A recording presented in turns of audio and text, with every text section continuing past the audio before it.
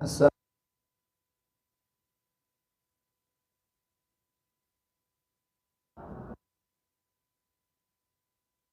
nahmaduhu wa nasta'inuhu wa nastaghfiruh wa na'udzu billahi min sururi anfusina wa min sayyiati a'malina man yahdihillahu fala mudilla lahu wa man yudlil fala hadiya lahu wa asyhadu an la ilaha illallah wahdahu la syarika lahu wa asyhadu anna Muhammadan 'abduhu wa rasuluh. Allahumma salli wa sallim wa barik ala Muhammadin sallallahu alaihi wa ala alihi wa ashabihi wa man tabi'ahum bi ihsanin ila yaumiddin, amma ba'd. Pertama, kita bersyukur kepada Allah atas nikmat yang Allah berikan kepada kita semua. Dipertemukan kita di majelis yang mulia ini dalam keadaan sehat walafiat. Semoga Allah memudahkan kita mendapatkan ilmu yang bermanfaat, dimudahkan pula mengamalkannya, istiqomah di dalamnya hingga datangnya kematian menjemput kita. Tak lupa salawat dan salam semoga terlimpah kepada junjungan kita baginda Nabi Muhammad sallallahu alaihi wasallam. Demikian pula untuk keluarga beliau, para sahabat beliau dan seluruh pengikutnya hingga tegaknya hari kiamat. Ikhwatal iman, a'azzani Allah wa iyyakum. Hari ini kita akan melanjutkan pembahasan dosa-dosa besar 7 yang membinasakan. Dosa pertama yaitu syirik, yang dibagi menjadi syirik besar dan syirik kecil. Syirik besar dibagi menjadi 4. Syirik di dalam berdoa,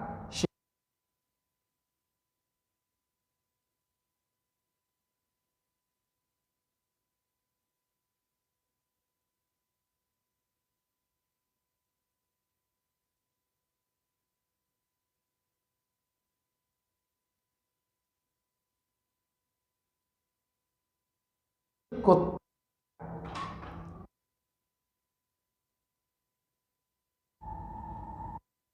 mengikuti fatwa-fatwa, ketetapan hukum yang bertentangan dengan hukum Allah dan Rasulnya. Maka ini termasuk di antara syirik ketaatan. Apa yang Allah haramkan dihalalkan, apa yang Allah halalkan diharamkan. Kemudian orang mengikuti ketetapan yang dibuat manusia tersebut. Berarti dia telah melakukan kesyirikan. Syirik dalam ketaatan. Dia memakai produk hukum manusia, yang produk hukum itu tidak relevan, bahkan bertolak belakang dengan hukum Allah. Hal ini sebagaimana firman Allah Jalla wa'ala di dalam surah At-Taubah, surah ke-9 pada ayat ke-31. Allah Jalla wa'ala berfirman, ittakhadu ahbarahum wa ruhbanahum arbaban min dunillah والمسيح ابن مريم وما أمروا إلا ليعبدوا إلها واحدا لا إله إلا هو سبحانه عما يشركون. Apa kata Allah? Mereka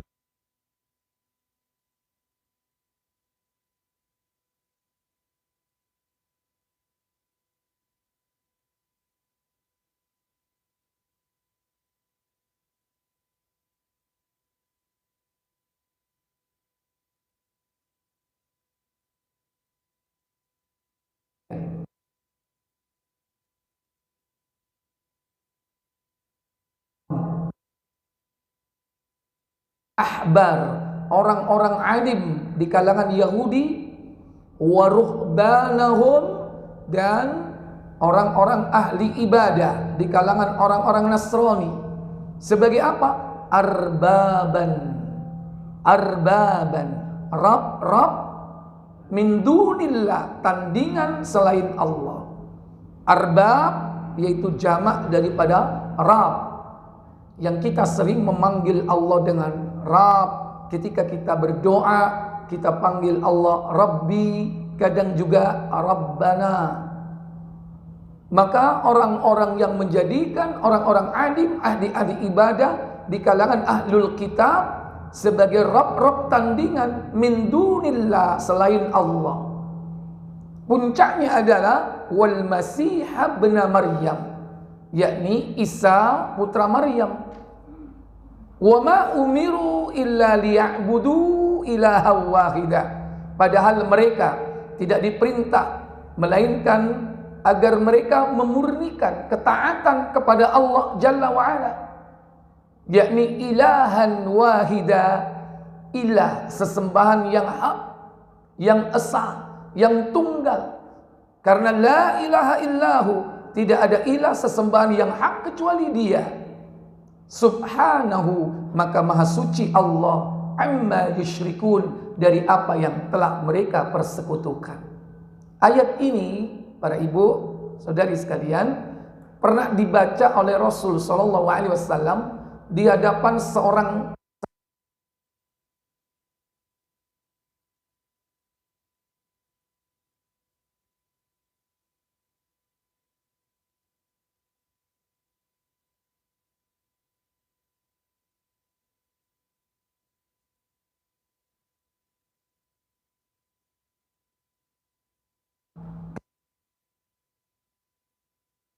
ke negeri berapa kaumnya.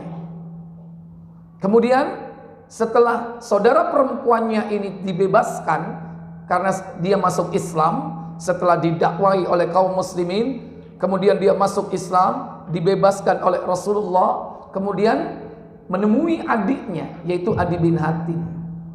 Kemudian saudara perempuan ini menyarankan agar Adi bin Hatim mendatangi Rasulullah SAW dan masuk Islam. Maka saran itu dipenuhi oleh Adi bin Hatim. Maka datanglah dia ke negeri Madinah. Heboh ketika itu. Kenapa? Para sahabat membicarakan. Karena Adi ini putra dari Hatim At-Ta'i. Hatim At-Ta'i adalah pemimpin dari suku Ta'i yang terkenal dengan kedermawanannya. Nah, begitu datang kepada Nabi SAW, dia memakai rosario. Tahu rosario? Kalung salib. Dalam riwayat kalung itu terbuat dari perak, ada yang mengatakan dari emas. Melihat itu, Rasulullah SAW membaca ayat ini. Kemudian dibantah oleh Adi bin Hatim. Apa bantahan Adi bin Hatim? Baik, silakan baca tafsirnya. Mereka menjadikan orang-orang alimnya dan raja-raja mereka sebagai Rabb selain Allah, dan juga mereka mempertuhankan Al-Masih putra Maryam. Imam Ahmad, Imam Turmuzi, dan Imam Ibnu Jarir telah meriwayatkan melalui berbagai jalur dari Adi Ibnu Hatim radhiyallahu anhu yang menceritakan bahwa ketika sampai kepadanya dakwah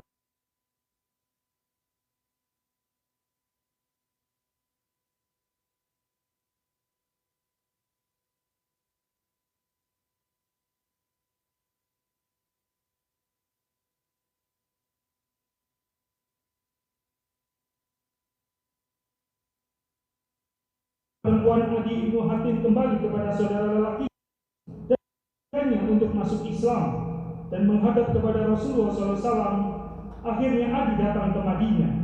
Dia adalah pemimpin kaumnya, yaitu kabilah At-Ta'i, dan ayahnya yaitu Hatim At-Ta'i, terkenal dengan kedermawanannya. Maka orang-orang Madinah ramai membicarakan kedatangan Adi Ibnu Hatim.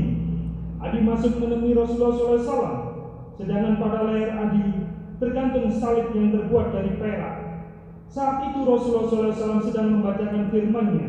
Mereka menjadikan orang-orang alim dan rahib-rahib mereka sebagai Rabb selain Allah, atau ayat 31. Adi melanjutkan kisahnya bahwa ia menjawab, sesungguhnya mereka tidak menyembahnya. Rasulullah SAW bersabda, tidak, sesungguhnya mereka mengharapkan hal yang halal bagi para pengikutnya dan menghalalkan hal yang haram bagi mereka. Lalu mereka mengikutinya. Yang demikian itulah ibadah mereka kepada orang-orang alim dan rahib-rahib mereka. Kemudian Rasulullah SAW bersabda, "Hai Adi, bagaimanakah pendapatmu? Apakah membahayakan bila dikatakan Allah Maha Besar? Apakah kamu mengetahui sesuatu yang lebih besar daripada Allah bila Allah menimpakan bahaya kepadamu?" Iya. Bahkan ketika itu Rasulullah SAW memerintahkan supaya Adi bin Hatim itu melepas kalung itu. Ya Adi, itrah angka hadzal wathan. Lepaskanlah berhala ini. Karena salib itu adalah berhala. Karena salib itu disembah. Katanya mereka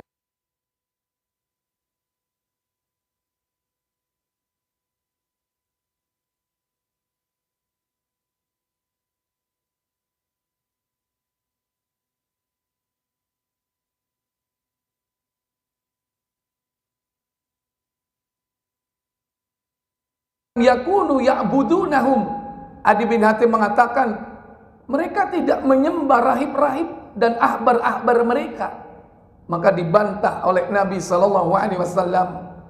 Walakinnahum kanu idza ahallu lahum syai'an istahalluhu. Apabila rahib-rahibnya itu yakni menghalalkan sesuatu yang diharamkan, maka mereka ikut menghalalkan atau mengikutinya. Demikian wa idza harramu alaihim, apabila mereka mengharamkan sesuatu yang dihalalkan oleh Allah, maka harramuhu, maka mereka pun mengikuti fatwa dari rahib-rahib itu. Riwayat tersebut juga ada di dalam hadis Tirmizi. Coba dibuka 3095.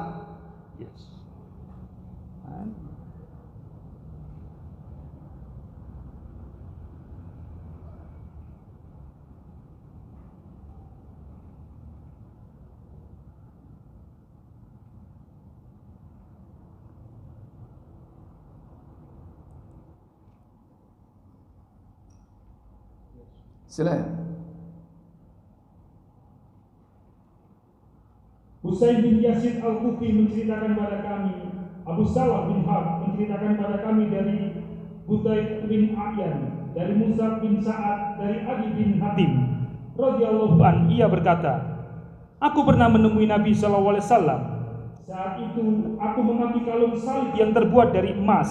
Ya, terus Lalu Rasulullah SAW bersabda, "Hai Adi, buanglah berhala itu."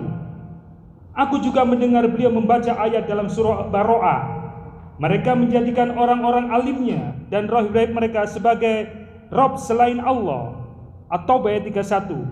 Lalu Rasulullah SAW bersabda, mereka tidak menyembah orang-orang alim dan rahib-rahib.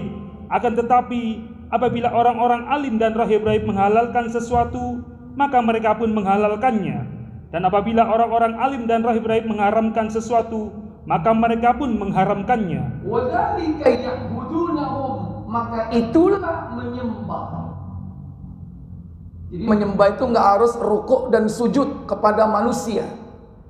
Tapi menyembah itu apa? Ketika ada manusia menghalalkan yang haram, mengharamkan yang halal, bertentangan dengan ketetapan Allah, kemudian diikuti. Itu namanya menyembah. Dan itu syirik. Syirik besar. Pelakunya bisa keluar dari Islam. Kira-kira zaman sekarang ada nggak yang halal diharamkan, yang haram dihalalkan? Contoh sekarang, yang haram dihalalkan. Apa contohnya? Haram dihalalkan. Bang. Hah? Siapa itu? Bang itu maksudnya lembaga apa cacat? Hah? Ada apa dengan itu? Yang haram apanya? Riba. Riba haram nggak? Ada yang menghalalkan? Ada. Yang ironi itu tuku masjid tanahnya teko riba. Ono nggak? Ya, Ada seperti itu.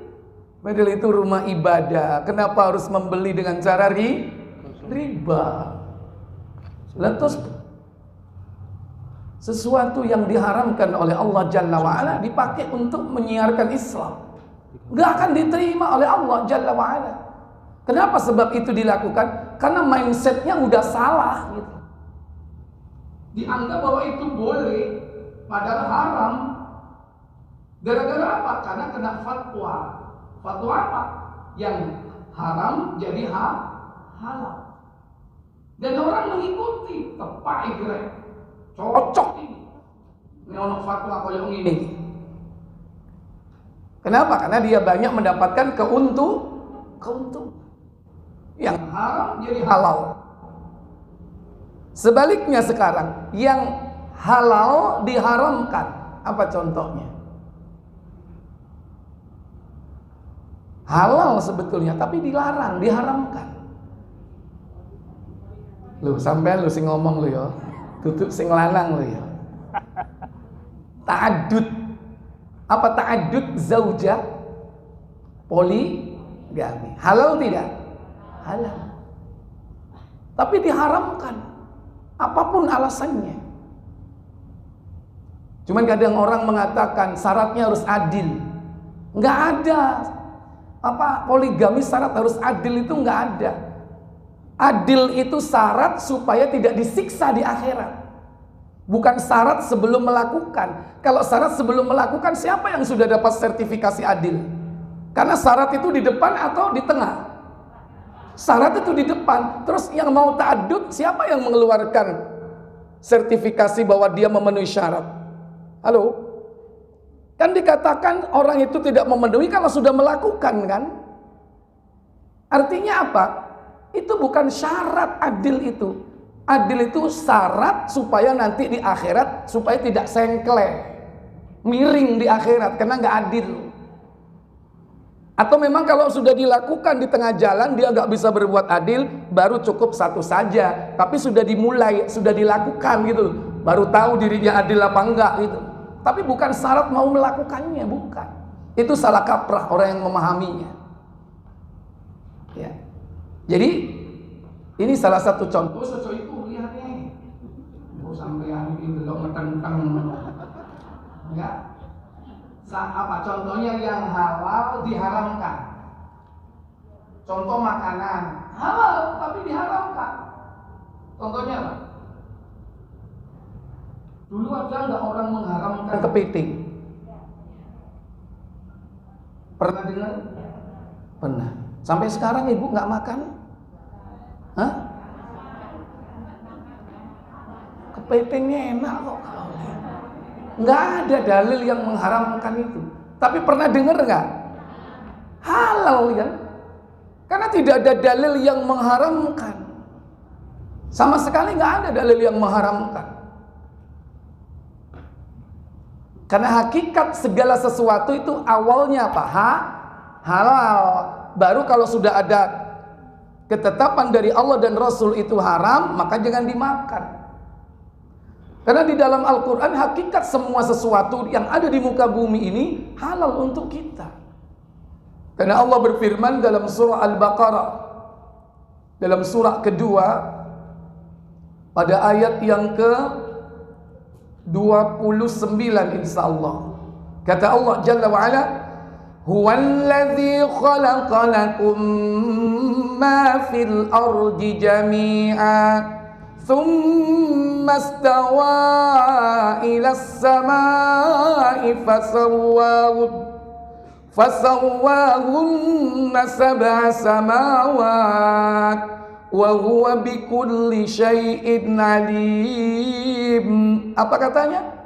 Dialah Allah yang menjadikan segala yang ada di bumi untuk kamu, dan Dia berkehendak menciptakan langit, lalu dijadikannya 7 langit, dan Dia Maha mengetahui segala sesuatu. Melalui ayat ini, asal segala sesuatu itu adalah halal. Baru ketika ada yang mengharamkan, kita ikuti ketetapan haramnya itu. Lah, gak ada yang mengharamkan kok. Ada yang beralasan iya Ustaz karena dia hidup dua. Mana dalil yang menyebutkan bahwa dua alam tidak boleh dimakan? Nah itu kodok itu Ustaz kan haram. Kata kodok diharamkan bukan karena dua alam. Bukan karena dua alam dia diharamkan, bukan. Kenapa diharamkan? Kata itu. Siapa yang tahu? Swike. Siapa sing tahu makan swike? Tobato. Ya nek durung rune iku haram ya kan. Biyen kan enak Ustaz, iki teko Purwodadi Ustaz. Kenapa kata diharamkan?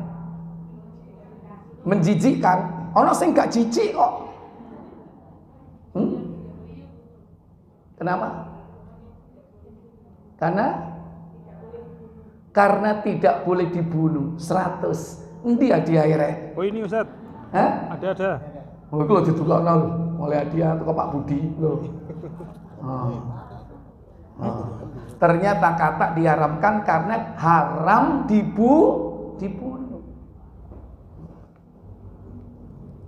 Ya. Inti pensik. Buka Abu Dawud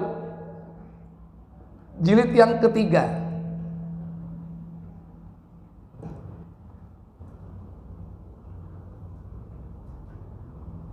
Nomor berapa Ustaz? Nomor 5269.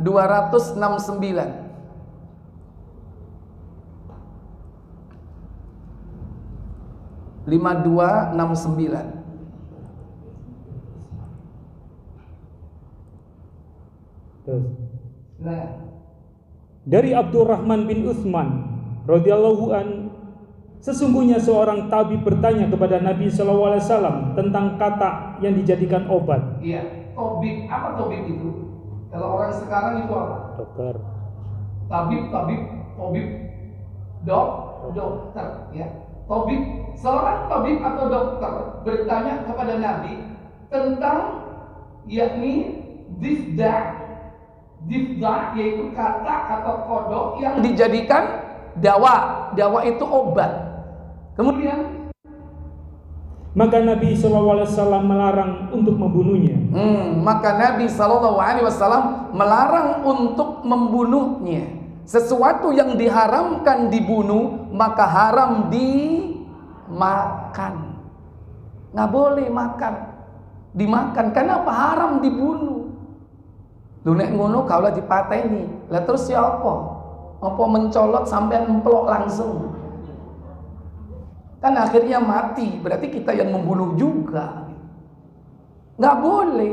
Lebih utama mana? Dijadikan makanan atau dijadikan obat? Lebih utama mana? Lebih utama dijadikan obat. Dijadikan obat aja nggak boleh. Apalagi dikonsumsi. Jadi obat aja nggak boleh. Apapun alasannya. Makanya berobat dengan barang yang diharamkan nggak boleh. Dilarang berobat dengan barang yang haram. Berobat dengan khomer nggak boleh. Berobat dengan ular nggak boleh. Meskipun hanya empedunya. Hati-hati loh, banyak obat-obat itu ada unsur empedu ular. Hati-hati itu. Haram, nggak boleh. Walaupun sekian bahannya herbal, tapi ada satu bahan dari empedu ular kobra, haram dimakan, haram dikonsumsi.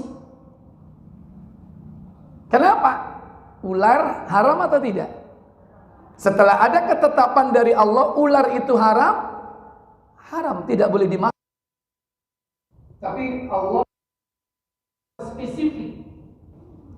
Tapi Nabi SAW menyebut secara umum apa? Segala jenis hewan taring, pokoknya haram.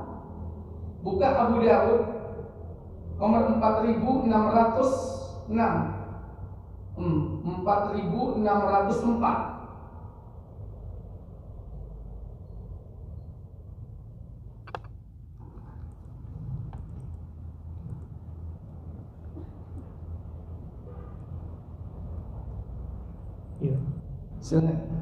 Dari Al-Mikdam bin Ma'di Karib radhiyallahu an, dari Rasulullah SAW bahwa beliau bersabda. Apa sabda beliau sallallahu alaihi wasallam?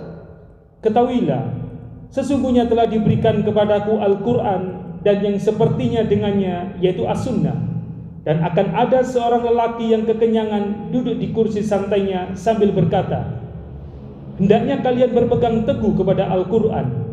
Apa yang dihalalkan yang kalian dapatkan padanya, maka halalkanlah. Dan apa yang kalian dapati diharamkan bagi kalian di dalamnya, maka haramkanlah.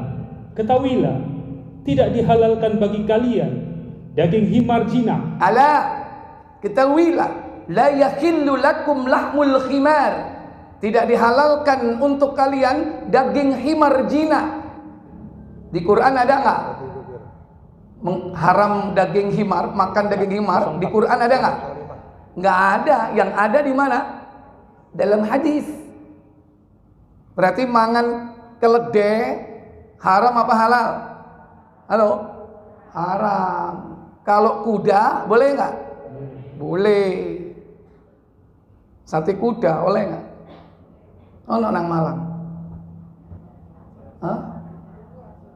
Wis sembuh kas usah golek liyane si akeh kok lapo sampean golek sate jaran. Iya nek jaran temen.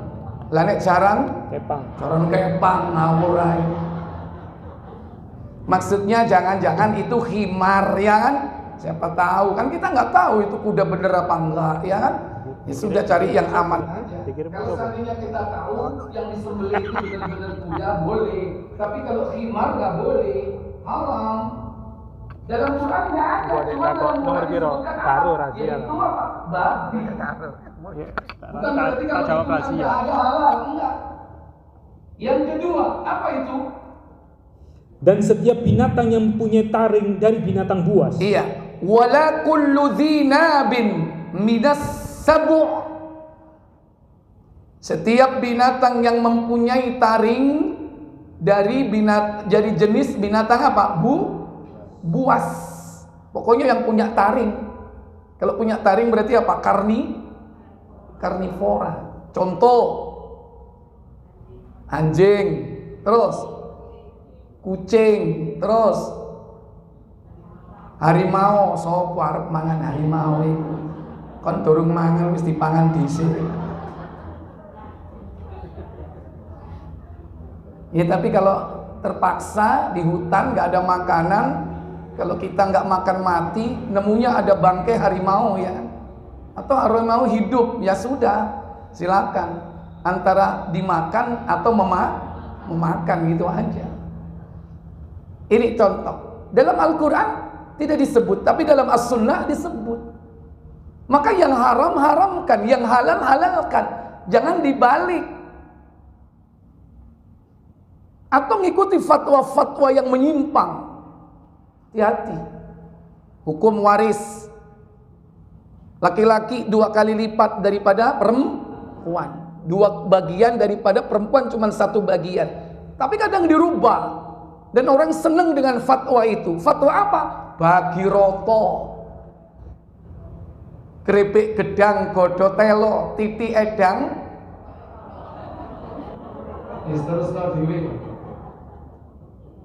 Jadi konsep seperti ini tidak boleh. Dan kalau kita suka ridho dengan ketetapan yang menyimpang, yang halal diharamkan, yang haram dihalalkan, maka berarti kita syirik di dalam ketaatan.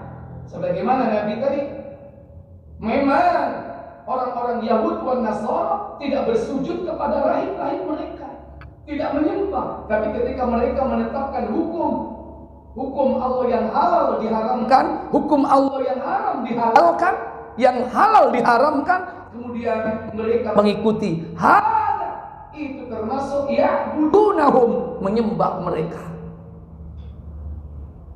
Orang nggak sadar kalau itu syirik. Baik.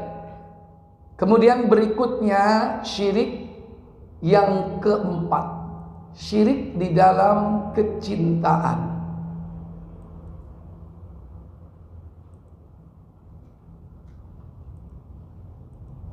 Syirik di dalam kecintaan apabila seseorang itu menyamakan cintanya kepada makhluk sejajar, sama dengan cintanya kepada Allah. Jadi menyamakan aja nggak boleh, apalagi melebihkan. Melebihkan cintanya kepada makhluk daripada cintanya kepada Allah. Dalilnya dalam surah Al-Baqarah surat kedua ayat 165. Allah berfirman, "Wa minan nasi man yattakhidhu min dunillahi andadan yuhibbunahum ka hubbillah walladzina amanu ashaddu hubban lillah walau yaral ladzina zalamun idh yarawna al-'adaba anna al-quwwata lillahi jami'an wa anna Allah syadidul 'adzab." Apa kata Allah? Dan di antara manusia ada orang-orang yang menyembah tandingan-tandingan selain Allah. Mereka mencintainya sebagaimana mereka mencintai Allah. Adapun orang-orang yang beriman amat sangat cintanya kepada Allah. Dan jika seandainya orang-orang yang berbuat zalim itu mengetahui ketika mereka melihat siksa pada hari kiamat bahwa kekuatan itu kepunyaan Allah semuanya, dan bahwa Allah amat berat siksaannya, niscaya mereka menyesal. Iya. Wa minan nasi, dan di antara manusia ada may yattakhidhu min dunillah, yang menjadikan tandingan-tandingan selain Allah. Apakah itu dari jenis makhluk hidup ataukah benda-benda mati? Apakah dari jenis malaikat ataukah dari jenis jin ataukah dari jenis manusia ataukah benda-benda mati yang dia cintai, di mana mereka yuhibbunahum, mereka mencintai tandingan-tandingan selain Allah tersebut kahubbillah, seperti mencintai Allah. Kalau seperti itu berarti sama atau tidak sama? Sama. Jadi sejajar, sama, persis dengan mencintai Allah, itu nggak boleh. Sementara orang mukmin, teori dan prakteknya adalah, rumusnya adalah walladzina amanu, dan orang-orang yang beriman itu adalah asyaddu hubban lillah, begitu dalam cintanya kepada Allah. Kalau sudah Allah dan Rasulnya berbicara, semua ditinggalkan, yang lain tidak akan diperhatikan. Kenapa? Karena cinta kepada Allah. Sehingga orang yang cinta kepada Allah itu tidak ada ucapan ketika Allah memerintahkan kecuali dua, sami'na wa ata'na. Ketika Rasul menetapkan sesuatu, maka rela dengan keputusan itu. Orang-orang yang cinta kepada Allah dan Rasulnya, yaitu mereka yang dalam hidup ini ittiba kepada Rasulullah. Lihat di dalam surah Ali Imran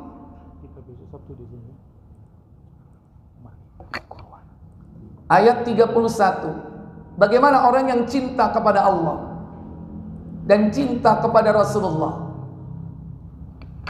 Pada ayat 31 Allah katakan, "Qul in kuntum tuhibbunallaha fattabi'uni yuhibbukumullahu wa yaghfir lakum dzunubakum wallahu ghafurur rahim." Apa kata Allah? Katakanlah Muhammad, jika kamu benar-benar mencintai Allah, ikutilah aku. Niscaya Allah mengasihi dan mengampuni dosa-dosamu. Allah Maha Pengampun lagi Maha Penyayang. Bukti kalau orang mukmin mencintai Allah, bagaimana buktinya dalam hidup sehari-hari? Dia ittiba, mengikuti Rasul. dia hidupkan sunnah Rasulnya, dia bela sunnah nabinya, dibela. Dan dia nggak memperhatikan cercaan, cibiran, bulian, intimidasi, teror, nggak peduli karena dia udah cinta. Cinta kepada siapa? Allah. Dengan cara apa? Ittiba, mengikuti Rasul. Masya dilokno wedhus, masya dilokno kebanjiran, masya dilokno ninja, no reckon. Kenapa? Karena dia udah cinta kepada Allah. Itu bukti orang mukmin kalau cinta kepada Allah. Apa? Ittiba dalam segala hal, dalam segala urusan. Mulai dari urusan yang paling sederhana dalam hidupnya, urusan di kamar mandi, dia ittiba. Bagaimana cara buang air, bagaimana cara istinja, bagaimana cara tidur Rasulullah. Karena cinta kepada Rasul. Dan tentunya cinta juga kepada Allah. Karena satu paket. Cinta Allah, cinta Rasul itu satu paket. Orang yang cinta Allah pasti cinta Rasul. Orang yang cinta Rasul belum tentu cinta Allah. Lihat Abu Thalib, cinta nggak sama Rasul? Tapi cintakah dia kepada Allah? Ketika Nabi mengajak pamannya Abu Thalib untuk Islam, maukah dia? Tidak mau. Dia berarti hanya cinta kepada Rasulullah, tapi tidak cinta kepada Allah. Hati-hati, jangan jadi Abu Thalib modern. Dia ngaku cinta kepada Nabi, tapi nggak cinta sama Allah. Ngakunya cinta kepada Nabi, baca sholawat mulai maghrib sampai jam 09.00, sholat isya ditinggal. Ngaku cinta kepada Nabi, tapi nggak cinta sama Allah. Kalau dia cinta kepada Allah, azan berkumandang, dipanggil, segera hentikan seluruh aktivitas. Maka cinta kepada Allah termasuk di dalamnya cinta kepada Rasul. Dan kalau udah cinta kepada Allah Jalla wa'ala, dia akan ittiba, mengikuti Rasulullah. Maka dalam ayat tersebut, adapun orang-orang mukmin begitu dalam cintanya kepada Allah Jalla wa'ala. Nah, kalau menyamakan, maka tidak boleh. Contoh, Allah itu pembuat syariat. Allah penyembuat syariat atau tidak? Pembuat syariat. Lantas ada manusia yang membuat syariat, tapi syariat tandingan. Nah, pembuat syariat tandingan ini dicintainya seperti mencintai Allah. Hati-hati. Sehingga apapun yang dikorbankan sudah gak mikir. Berkorban harta, berkorban jiwa sekalipun untuk orang yang dicintai. Padahal orang ini membuat syariat sebagai tandingan selain Allah. Ada yang tidak mencintainya karena membuat syariat. Mungkin karena sudah berbuat atau membuat perjanjian. Perjanjian yang mungkin konsekuensinya nanti harus ada pengorbanan di dalamnya. Mengorbankan harta, mengorbankan apa saja. Sampai-sampai tiap bulan misalnya harus mengeluarkan 10% dari hartanya. Wajib itu iuran tiap bulan 10%. Pimpinannya dicintai seperti mencintai siapa? Allah. Ada lagi dengan mengikutinya melalui proses bai'ah atau bai'at perjanjian. Kalau sudah masuk kelompok ini, katanya jaminan surga. Sehingga dia mencintainya seperti mencintai Allah. Sampai-sampai dalam berdoa pun gak akan nyampe kepada Allah doanya kalau gak membayangkan wajahnya. Sehingga kelompok ini mewajibkan untuk apa? Memasang gambar-gambar foto tokoh-tokohnya, guru-gurunya, musyidnya. Kenapa? Kalau berdoa tidak membayangkan dia, gak akan nyampe ke Allah. Padahal Allah Jalla wa'ala berfirman, ud'uni astajib lakum. Mintalah kau kepadaku, pasti aku akan mengabulkannya. Nggak perlu pakai perantara kalau berdoa. Jika mereka kalau meminta harus melalui wasilah orang tersebut, kalau bertobat juga harus melalui wasilah orang tersebut, karena dianggap kalau tidak melaluinya tobatnya tidak diterima. Ini karena sudah kadung mencintai. Sementara orang mukmin cintanya kepada Allah diletakkan di tempat tertinggi. Kata Nabi SAW, orang yang menempatkan cintanya kepada Allah dan Rasulnya tertinggi dari selain keduanya, orang itu akan mendapatkan lezatnya iman dalam hatinya. Buka Muslim nomor 34.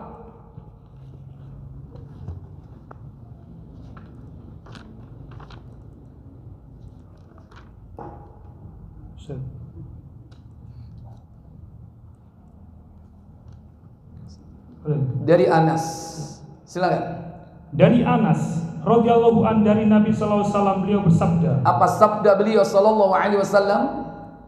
Ada 3 perkara bila terdapat dalam diri seseorang, maka dia akan merasakan bagaimana manisnya iman. Salasatun, 3 perkara. Man kunna fihi wajada bihi halawatal iman. Jika 3 perkara itu ada pada diri seseorang, dia akan mendapatkan lezat manisnya iman. Apa saja? Mencintai Allah dan Rasulnya melebihi daripada yang lain-lain.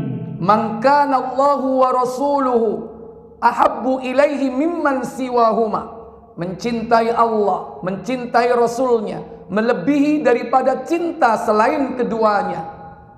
Jadi harus ditempatkan di mana? Cinta Allah dan Rasul di tempat yang tertinggi. Baru dia menempatkan Allah pada posisi yang benar. Jangan dibawa, jangankan dibawanya, menyamakan aja nggak boleh. Dengan menyamakan itu apa? Orang itu berbuat syirik kepada Allah dalam kecintaan. Kemudian mencintai orang lain karena Allah semata-mata. Terus benci menjadi kafir kembali setelah Allah melepaskannya dari kekafiran itu, sebagaimana bencinya akan dilemparkan ke neraka. Iya. Ikhwatal iman azzani Allah wa iyyakum. Maka kadang ada orang juga mencintai oknum di kalangan jin. Karena dia sudah kadung membangun cintanya dengan makhluk ini, apapun syaratnya dipenuhi. Ini karena sudah cinta kepada jin. Syarat-syaratnya pun dipenuhi, sebagaimana Allah pun juga menetapkan syarat. Kalau mau sholat, kau harus wudhu, maka kita patuhi perintah Allah. Sebagai bukti apa? Cinta. Kalau kau ingin bahagia, selalu ingat aku, maka syaratnya pun dipenuhi. Makanya kita suka zikrullah. Dengan zikir itu hati menjadi tenang. Tapi ada manusia yang membangun kecintaan itu dengan jin. Syarat-syaratnya disuruh penuhi, maka dia akan berusaha mencari sedapat mungkin syarat-syarat itu. Golekno kembang setaman, digolekno. Golekno ayam irengmu mulus. Ayam apa ya? Golekno wedhus kendit. Tahu wedhus kendit? Wes gak usah golek. Itu sebagai syarat-syarat biasanya itu. Kering petuk. Suruh nyari itu. Padahal itu semua bisikan dari jin, bisikan dari syaitan, dari kalangan jin. Tapi kalau orang pengen mendapatkan sesuatu, dia akan penuhi meskipun dengan mengeluarkan harta yang banyak. Mas Yor, goni sak miliar, nek nemu ayam sejikar pimamu, dibeli, bu. Meskipun sampai mengeluarkan harta yang banyak. Meskipun harus miliaran beli, kalau sudah nemu apa yang disyaratkan tadi, wedhus apa mau? Nah, dia mau beli. Kenapa? Karena sudah membangun kecintaan kepada selain Allah. Apalagi dia sudah mendapatkan manfaat, golek dunyo lancar, bisnis moncer. Kalau sudah mendapatkan manfaat seperti itu, semakin mendalam cintanya kepada selain Allah itu. Bahkan sampai mengorbankan apapun. Kalau harus mengorbankan keluarga, mau dan rela. Istilahnya jadi apa? Tumbang. Dan yang pasti adalah dia telah mengorbankan akidahnya, mengorbankan imannya, mengorbankan surganya. Padahal dia sudah punya kapling surga, tapi dijual dengan harga murah. Orang yang berbuat syirik berarti dia telah menjual kapling surganya. Kenapa? Karena setiap kita ini sudah punya kapling di surga. Punya satu kapling di surga dan punya kapling di neraka. Dua, masing-masing kita punya dua kapling ini. Maka orang yang masuk neraka karena sebab kesyirikan, berarti dia telah menjual kapling surganya dengan kesyirikan itu. Kita ini udah punya kapling, Bu. Makanya hati-hati. Baca itu Ibnu Majah 3519.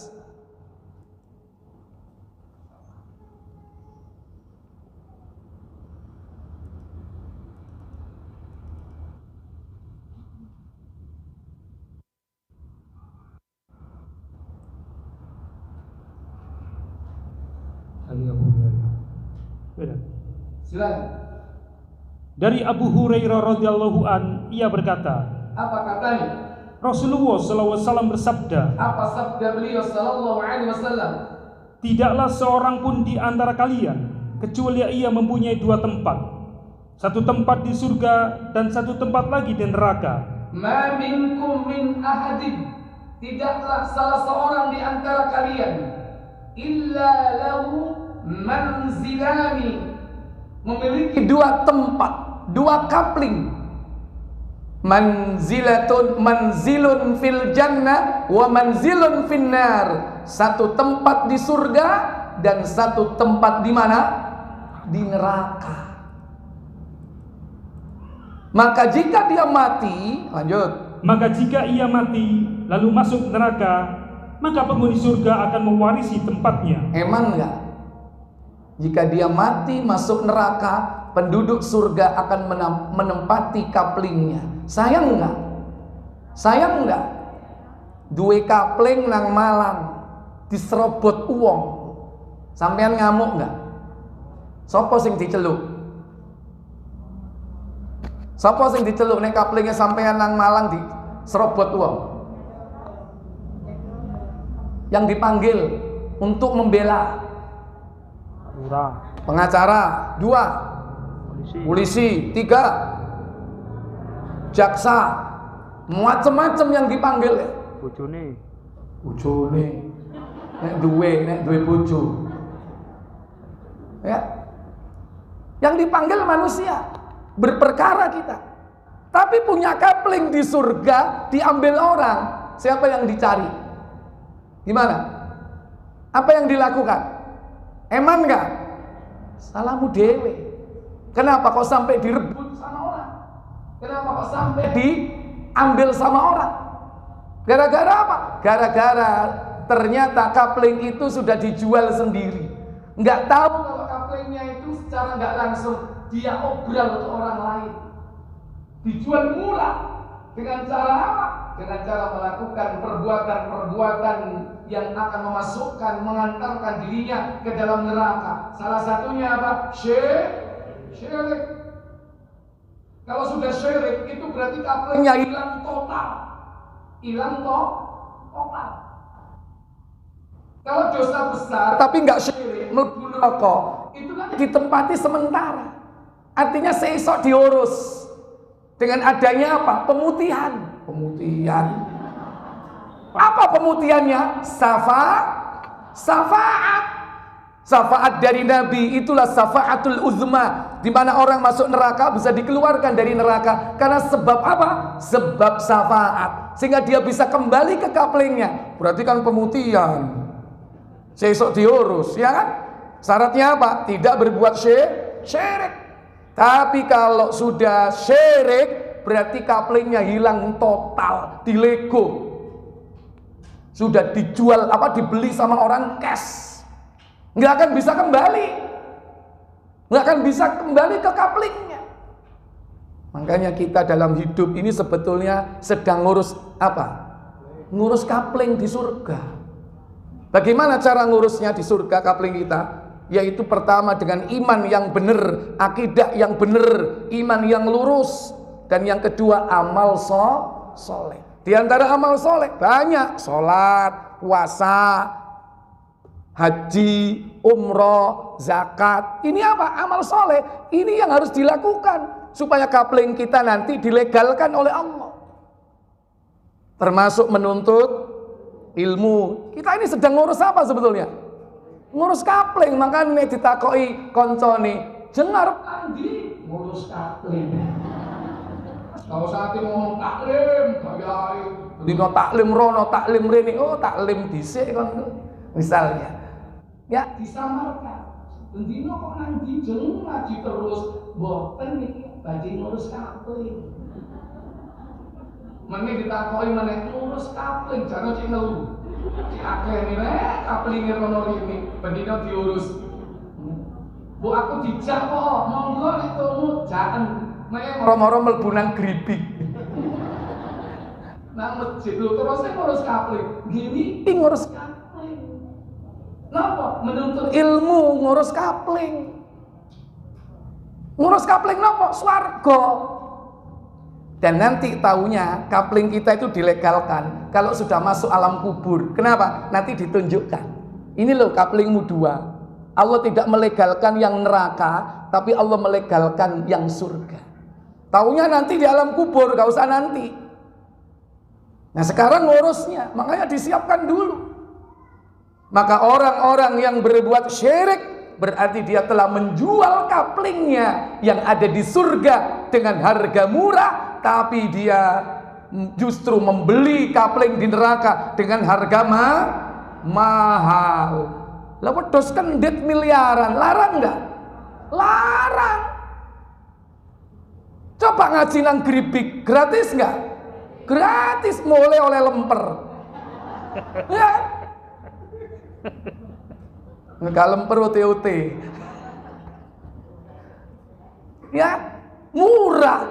Tapi orang untuk menjual surga dengan harga mahal, membeli neraka dengan harga mahal. Ikhwatal iman azani Allah wa iyyakum, para ibu saudari yang dirahmati Allah Jalla wa ala. Maka berhati-hati dengan syirik kecintaan. Maka tempatkan cinta kita kepada Allah dan Rasul itu melebihi semuanya. Jangan sampai kita cinta kepada makhluk yang menghancurkan kecintaan kita kepada Allah Jalla wa ala.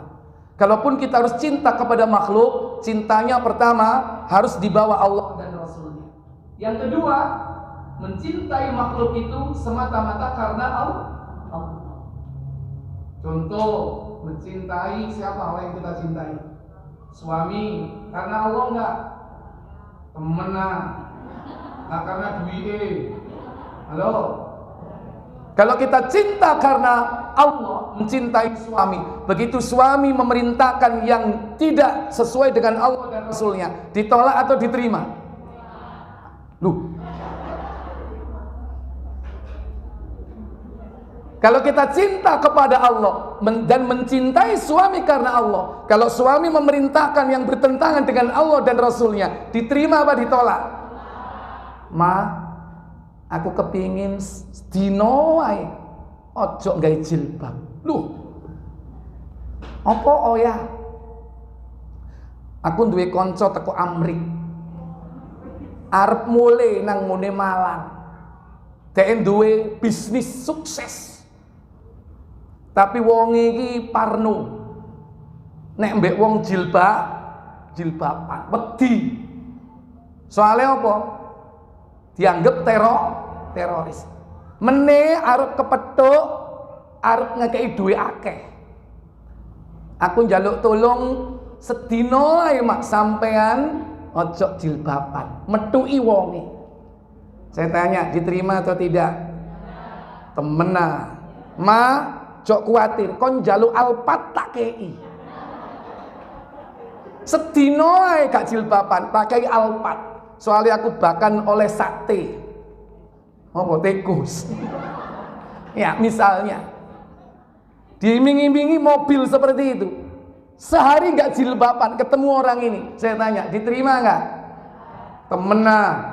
Kon gurung-gurung mobil ini wis ngarep mobil ya apa kira-kira?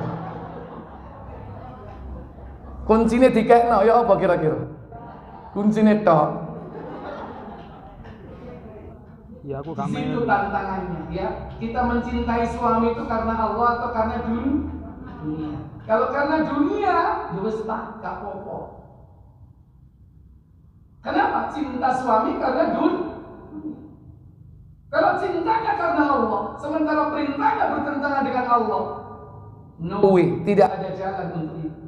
Ojo meneh sampean ngamuk nang aku, mau pegat gak masalah. Nek sampean maksa aku kongkon nyoplok jilbab.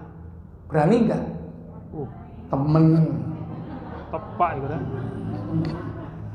Itu berarti mencintai manusia karena Allah. Kalau kita benar-benar menolak perintah-perintah yang bertentangan dengan Allah dan Rasul, harus ditempatkan di tempat tertinggi. Cinta kepada Allah, cinta kepada Rasul. Kalaupun cinta kepada anak, cinta kepada suami, cinta kepada orang tua, semua itu dilandasi dengan cinta kepada Allah. Kalau mereka memerintahkan sesuatu yang bertentangan dengan Allah dan Rasulnya, maka tidak ada jalan bagi kita melainkan harus menolak dengan tegas. Itu baru menempatkan cintanya kepada Allah di tempat tertinggi. Menyamakan gak boleh, apalagi meletakkan di bawah. Menyamakan saja termasuk syirik dalam kecintaan, apalagi meletakkan jauh di bawah cintanya kepada makhluk ciptaan Allah. Para ibu saudari yang dirahmati Allah Jalla wa'ala, berikutnya sekarang kita memasuki yaitu syirik kecil. Syirik kecil dibagi menjadi dua, yaitu syirkud dzahir, syirik yang tampak. Terutama hal ini berkaitan dengan lisan. Kadang-kadang kesyirikan kecil ini muncul disebabkan oleh perbuatan lisan. Yang kedua, karena perbuatan anggota tubuh. Jenis syirik kecil yang pertama, ini biasanya terlihat atau terdengar. Karena lisan yaitu ucapan atau perkataan. Contoh, yaitu bersumpah dengan menyebut nama selain Allah.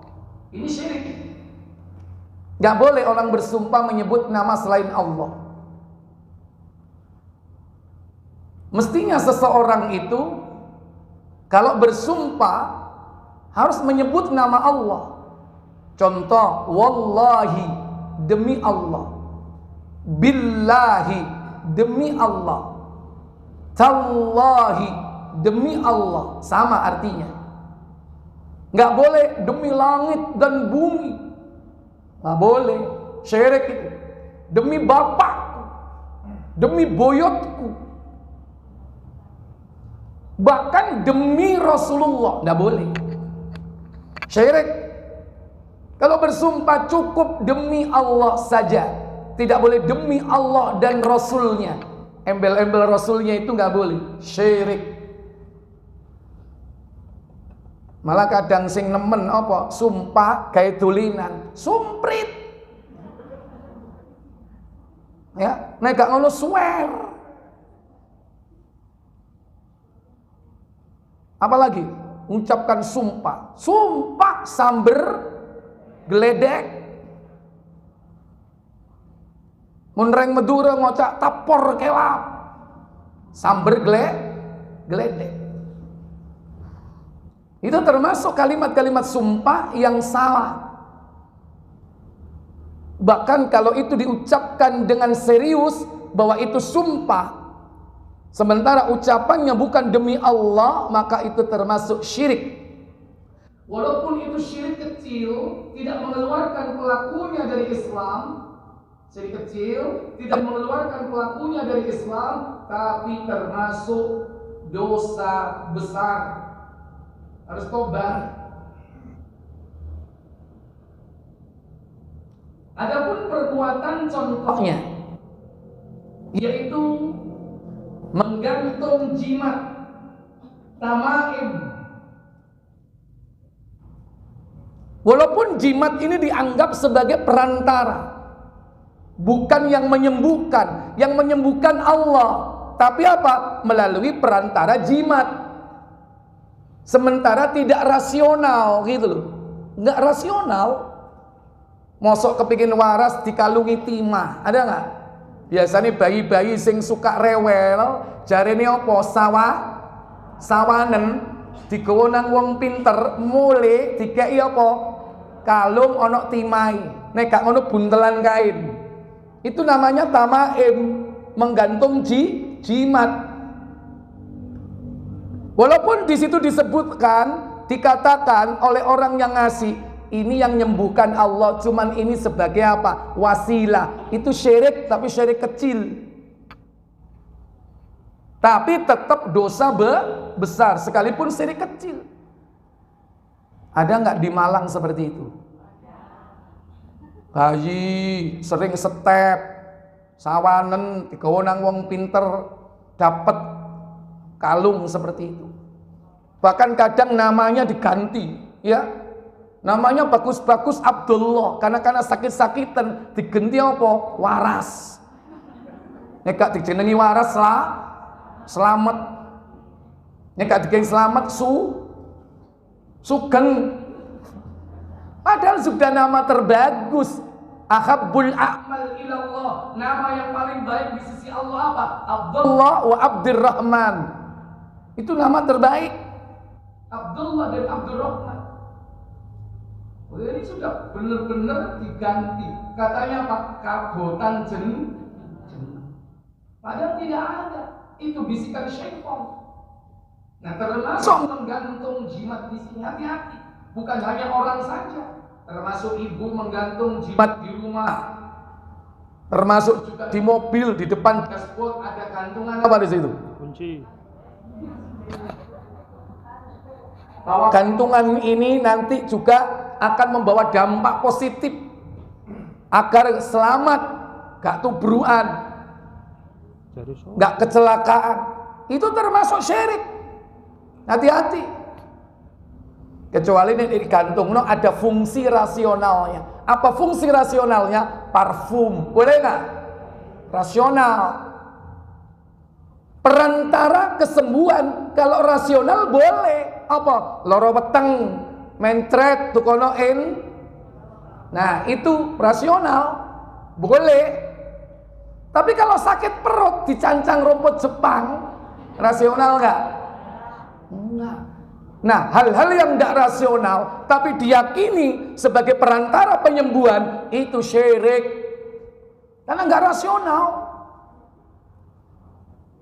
Boleh berwasilah melalui obat, tapi rasional setelah diteliti secara empiris bahwa ini memang ada unsur-unsur yang menyembuhkan dari penyakit-penyakit yang diderita oleh seseorang. Boleh. Kenapa? Jelas rasional. Tapi kalau enggak rasional, maka tidak boleh. Itu termasuk syirik. Itulah yang disebut dengan tamaim, menggantung apa? Demikian pula syirik. Contohnya bersumpah menyebut nama Allah. Di dalam hadis Tirmidzi, buka 1535. Dari Abdullah bin Umar radhiyallahu taala anhuma. Ketika itu Abdullah mendengar orang bersumpah, la bil Ka'bah, demi Ka'bah, atau wal Ka'bah, demi Ka'bah, katanya. Mendengar itu, apa kata Abdullah bin Umar? Ya. Silakan. dari Hasan bin Ubaidillah dari Sa'ad bin Ubaidah radhiyallahu anhu, sesungguhnya Ibnu Umar radhiyallahu anhu pernah mendengar seorang laki-laki berkata, "Tidak, demi Ka'bah." Maka Ibnu Umar berkata, "Tidak boleh bersumpah dengan selain nama Allah, sebab sesungguhnya aku mendengar Rasulullah SAW bersabda." Apa sabda beliau? "Barang siapa yang bersumpah dengan selain Allah, maka ia telah kafir atau syirik." Man halafa bi ghairillahi faqad kafara au asyrak. Barang siapa yang bersumpah dengan menyebut nama selain Allah, maka dia telah kafir dan syirik. Apa kafir dan syirik di sini? Kafir dan syirik kecil, karena ucapannya itu. Gak boleh bersumpah menyebut nama selain Allah, sekalipun itu Ka'bah. Bukankah itu makhluk? Kalau kita sebagai makhluk bersumpah harus menyebut nama Khalik. Selain wallahi, tallahi, billahi, boleh menyebut dengan apa? Walladzi nafsi biyadi, demi yang jiwaku berada di tangannya. Tapi ojo dikai tulinan, demi yang ngecat Lombok. Ono kadang-kadang sing ngono ya. Ya memang Lombok warnanya dicat Allah, tapi kan gak ono kalimat dari Nabi. Walladzi nafsi biyadi, demi yang jiwaku berada di tangannya. Begitu boleh. Ini bersumpah menyebut nama selain Allah. Beda dengan Allah. Kalau Allah mah bebas, mau nyebut apa saja boleh. Kalau Allah bersumpah, Allah boleh menyebut nama-nama makhluk ciptaannya. Wasyamsi, demi matahari. Wal qamari, demi bulan. Wadduha, demi waktu duha. Wal asr, demi waktu asar. Boleh. Watin, demi buah tin. Wazaitun, buah zaitun. Waturi sinin, dan demi gunung Tur Sina. Boleh. Kalau ibu nggak boleh. Apa? Demi buah apel Malang, nggak boleh. Harus demi Allah ya. Ini sumpah menyebut nama selain Allah. Demikian pula menyertakan selain Allah dalam ucapan, yakni kehendak Allah, insya Allah. Nggak boleh kalau disertakan makhluk. Contoh mengucapkan apa? Masya Allah wa anta. Ini adalah kehendak Allah dan kehendakmu. Syirik. Cukup kehendak Allah saja. Nggak boleh Masya Allah wa sya'a fulan. Ini adalah kehendak Allah dan kehendak seseorang. Nggak boleh. Cukup Masya Allah titik. Gak boleh ada kelanjutannya. Dalam hadis disebutkan, riwayat An-Nasa'i, Rasulullah bersabda, tatkala seseorang mengatakan Masya Allah wa syi'ta, kehendak Allah dan kehendakmu, faqal, maka Nabi mengatakan, aja'altani lillahi niddan, apakah kau menjadikan aku sebagai tandingan selain Allah? Kul, ucapkan kata Rasulullah, Masya Allah wahda, kehendak Allah saja. Nggak boleh wasyita dan juga kehendakmu, nggak boleh. Kecuali kalau dia menyertakan manusia tidak sejajar, tapi apa? Jauh di bawahnya. Apa kalimatnya? Bukan wasyita, tapi apa? Summa. Beda ya, wawu dan summa. Wawu itu dan, kalau summa apa? Kemudian. Itu masih boleh. Di dalam hadis Abu Dawud 4980. Boleh kalau tidak pakai tanda hubung wawu, tapi apa? Kemudian. Kenapa? Kemudian itu menunjukkan tidak adanya kesetaraan. Kalau wawu berarti apa? Adanya kesetaraan. Ya.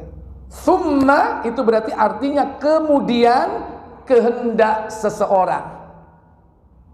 Baik, silakan baca. Dari Hudzaifah radhiyallahu anhu, dari Nabi sallallahu alaihi wasallam, beliau bersabda. Apa sabda beliau? Janganlah kalian berkata itu adalah kehendak Allah dan kehendak fulan. La taqulu ma sya'allahu wa sya'a fulanun. Jangan kau katakan itu adalah kehendak Allah dan kehendak seseorang. Tetapi kalau seandainya kau terpaksa mengucapkan itu, apa yang harus diucapkan? Melainkan katakanlah itu adalah kehendak Allah, kemudian fulan berkehendak. Qulu ma sya'allah, itu adalah kehendak Allah, summa kemudian sya'a fulan, dan kemudian kehendak seseorang.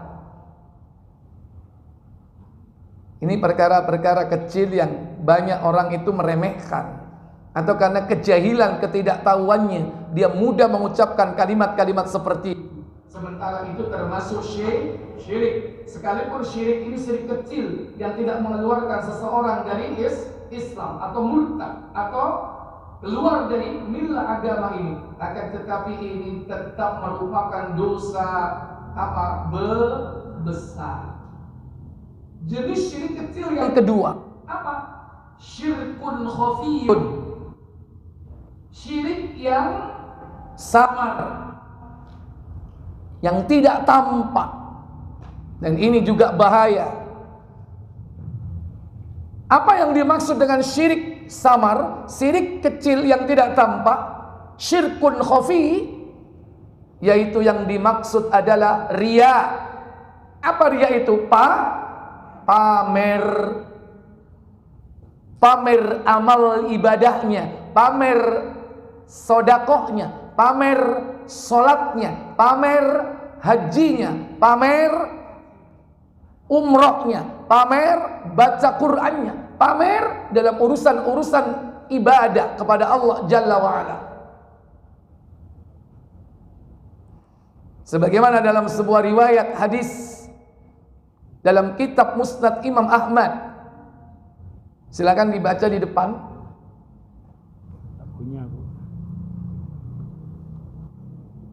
Nabi bersabda. Apa sabda beliau? Sesuatu yang paling aku takutkan pada diri kalian adalah syirik kecil. Sahabat bertanya. Apa kata sahabat? Apakah syirik kecil itu ya Rasulullah? Apa jawab Nabi? Rasulullah menjawab, riya. Nabi mengatakan, akhwafu ma akhafu alaikum asyirkul asghar. Sesuatu yang paling aku takutkan dari kalian yakni syirik kecil. Sahabat bertanya, wa masyirkul asghar, apakah syirik kecil itu wahai Nabi? Maka Nabi menjawab, qal ar-riya, riya,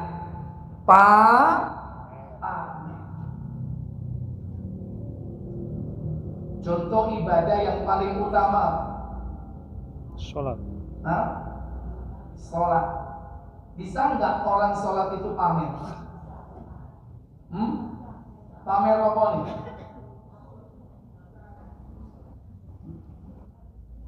Orang sing ngomong pamer bacaannya, orang sing pamer kusuknya. Gimana pamer kusuk itu? Ini ana uang dikusuk-kusukno. Mulai teko takbir misalnya. Takbir Allah,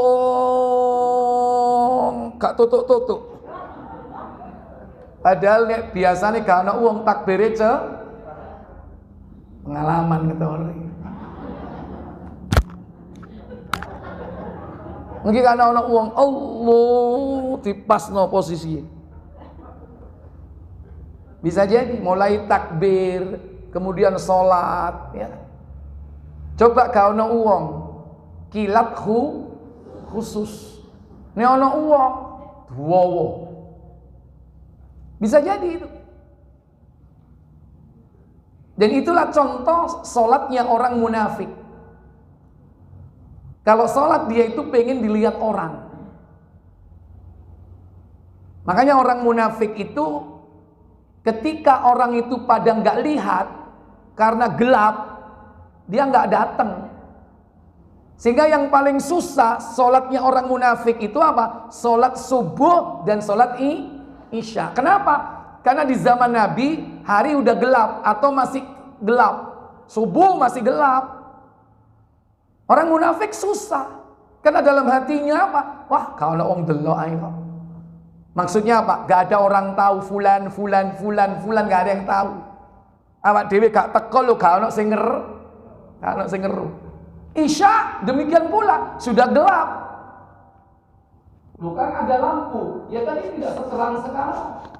Loh berarti kalau sekarang terang, hadis itu nggak benar dong. Tetap aja orang munafik susah. Sholat apa? Sholat isya dan subuh. Dalam hadis Muslim coba 610.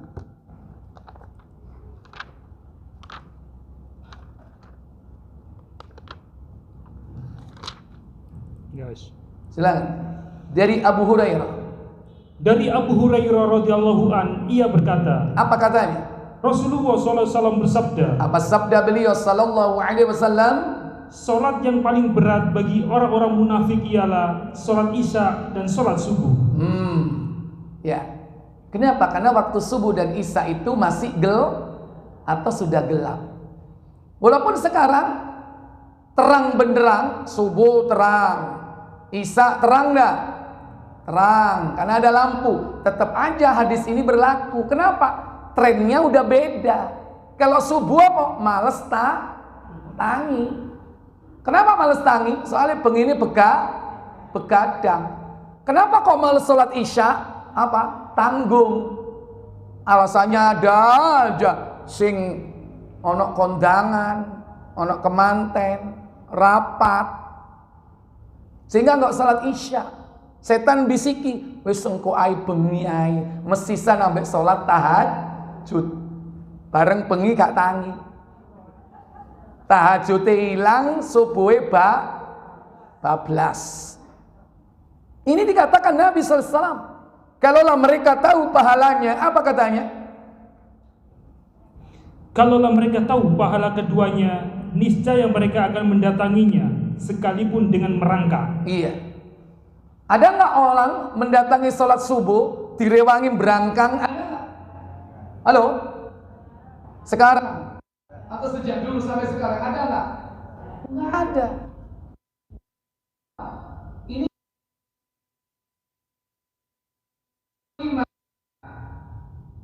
nggak disuruh pun dah. Tapi iman dia hanya ingin mendapatkan yang konkret, yang tampak oleh mata. Coba diumumkan di sholat Jumat misalnya, sebelum khotib naik mimbar, diumumkan bahwa Ahad yang akan datang akan ada door prize mobil Kijang baru bagi siapa saja yang sholat subuh di masjid Ki Ageng Gribik.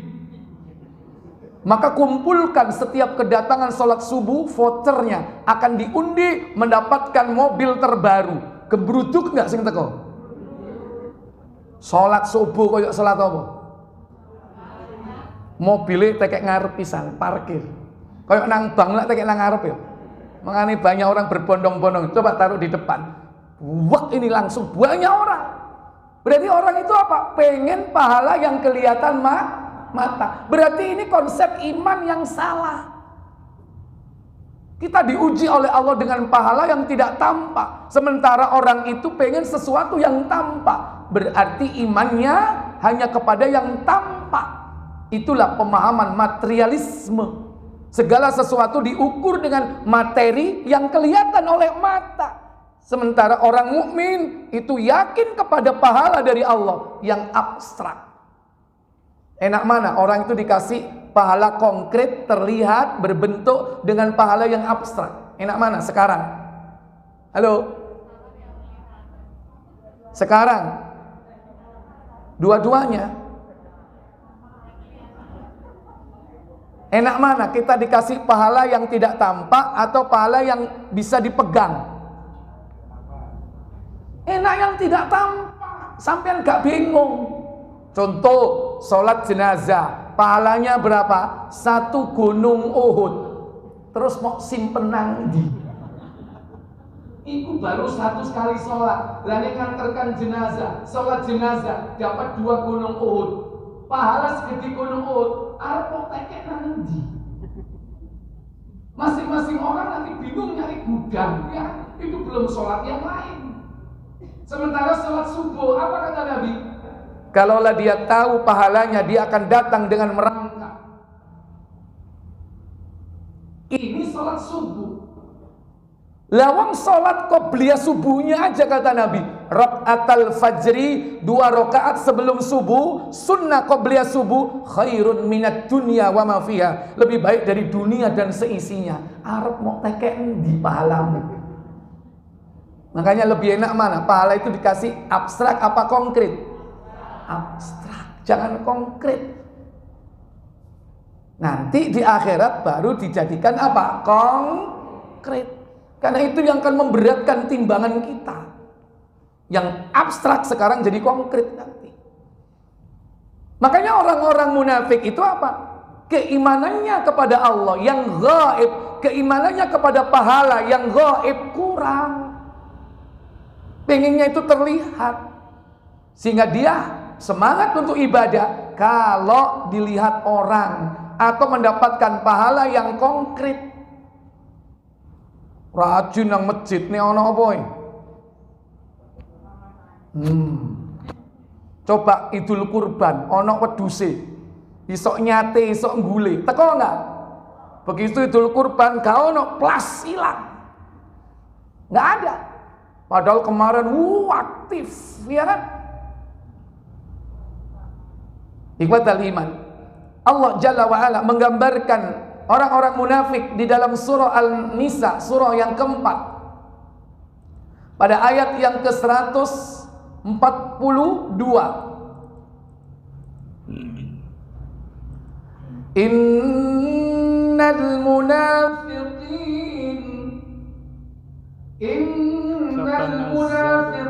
yukhadi'una Allah wa huwa khadi'uhum wa idza qamu ila as-salati qamu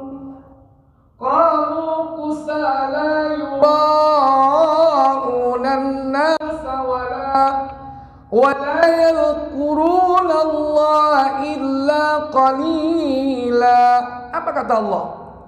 Sesungguhnya orang-orang munafik itu menipu Allah, dan Allah akan membalas tipuan mereka. Kenapa? Dan apabila mereka berdiri untuk sholat, mereka berdiri dengan malas. Maksudnya berdiri dengan malas, kalau sholat itu belum ditegakkan, ditunda-tunda, diundur-undur.